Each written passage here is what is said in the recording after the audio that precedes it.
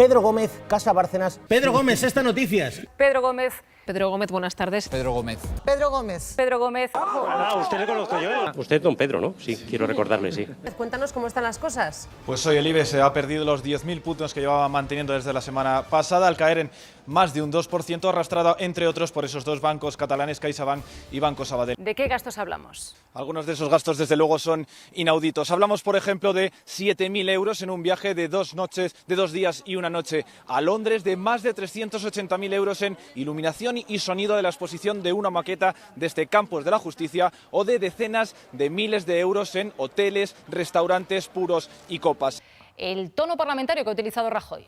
Sí, sobre todo en los primeros minutos de su declaración parecía más que estuviera respondiendo a la oposición que estuviese sentado ante un tribunal. Ha utilizado ironía, ha utilizado retranca, ha mantenido una sonrisa constante en la cara e incluso se ha enfrentado en varias ocasiones a los abogados de la acusación que le solicitaron personarse aquí como testigo, lo que le ha llevado a ganarse en varias ocasiones unos toques de atención por parte del tribunal. Silencio es la única respuesta que hemos obtenido por parte de Esperanza Aguirre. A su llegada, un coche la ha traído justo hasta la puerta de su casa, ya en el interior, arropada por familiares que han ido llegando a lo largo de esta tarde, pero como decimos, le hemos preguntado por esas explicaciones que le pide la oposición, pero tampoco nos ha querido responder. Se ha tenido que llevar un disgusto Pedro Gómez porque resulta que Pecas se ha perdido. No gana para disgustos Esperanza Aguirre porque el pasado martes Pecas, su perro de compañía, desapareció, decidió dar un paseo por las calles de Madrid en agosto, que apetece mucho, pero por suerte, todo su paseo y toda su aventura terminó cuando le encontró uno de los peores amigos de Esperanza Aguirre. No es ni Carmena, ni Rajoy, ni siquiera el propio Gallardón, sino que fue Cristina, un agente de movilidad. Pedro, ¿dónde le encontraron a Pecas? ¿Lo sabemos o no? Pues gracias a la desaparición de Pecas hemos conocido dos cosas. Primero, que Pecas realmente no es de Esperanza Aguirre, sino de su marido.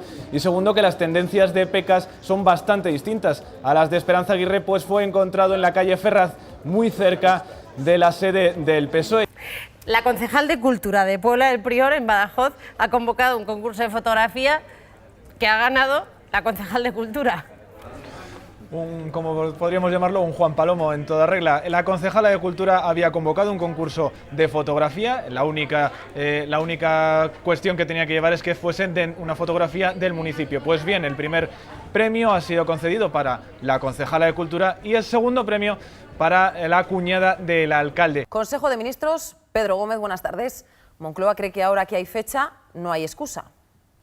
La vicepresidenta del Gobierno no entiende además las críticas que pone el Partido Socialista a la fecha de investidura, porque dicen que ellos le ofrecieron negociarla directamente con Pedro Sánchez y que su respuesta fue: a mí me venís con la fecha dada. Pedro Gómez, según a quien escuchemos, parece que ese pacto está más cerca o más lejos.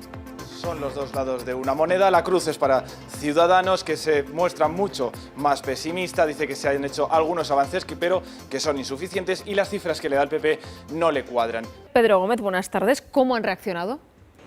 Pues han sido bastante parcos en palabras tanto Fernández Norniella como Romero de Tejada, exconsejeros de Caja Madrid bajo el mandato de Miguel Blesa, se enteraban de lo ocurrido durante su declaración aquí como testigos por el juicio de Gürtel. ¿Qué ha dicho Granados? Pues Francisco Granados tiene claro cuál es su objetivo: las personas que firmaron los informes que le llevaron a esa prisión preventiva y que califica de falsos y basados en conjeturas. Incluso los compara con los que apuntaban a Cristina Cifuentes y que el Gobierno no le importó salir a dudar de su credibilidad. A Granados le hemos visto pasar de no arrepentirse de nada a hacerlo básicamente de dos cosas: de haber ocultado su cuenta en Suiza y de haber conocido al que presuntamente, según la policía, era su socio David Marjaliza. Pocos días después de que Granados haya salido de prisión, empieza a cambiar su discurso. O sea, ya están todos los problemas solucionados.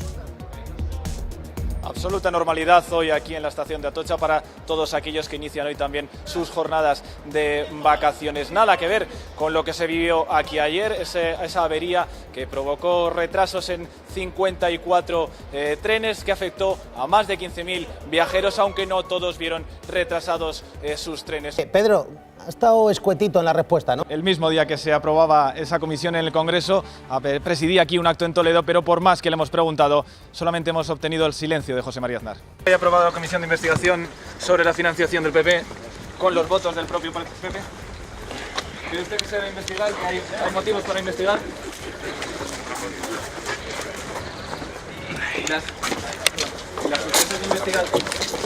¿Y la sospecha de investigación del Partido Popular en Madrid? Por aquí. ¿Usted era conocedor de lo que dijo el señor Bárcenas y lo que se ha ido descubriendo durante toda... ¿Cómo están los estudiantes? Porque me decían esta mañana que algunos estaban dispuestos incluso a recoger firmas en protesta por la protesta que ayer impidió que Felipe González pudiera pronunciar la conferencia. De hecho, están esperando a que Manuela Carmena les firme este manifiesto, que es el que le están enseñando a todo el mundo que se acerca hoy a la universidad, titulado Manifiesto a favor de la libertad de expresión en la universidad, en la que condenan de forma pública los hechos acontecidos en la mañana de ayer, cuando tenían que haber dado esa conferencia tanto Juan Luis Cebrián como Felipe González. La figura de Miguel Ángel Blanco es incómoda. Sí, en este primer acto en homenaje a esos 20 años después del secuestro y posterior asesinato de Miguel Ángel Blanco, todos los que han ido tomando la palabra han puesto sobre relieve la unidad posterior a aquel día y unidad que sirvió para derrotar a ETA. Una unidad que también Alfonso Alonso en su discurso ha puesto en duda y se pregunta que por qué es molesta la imagen de Miguel Ángel Blanco.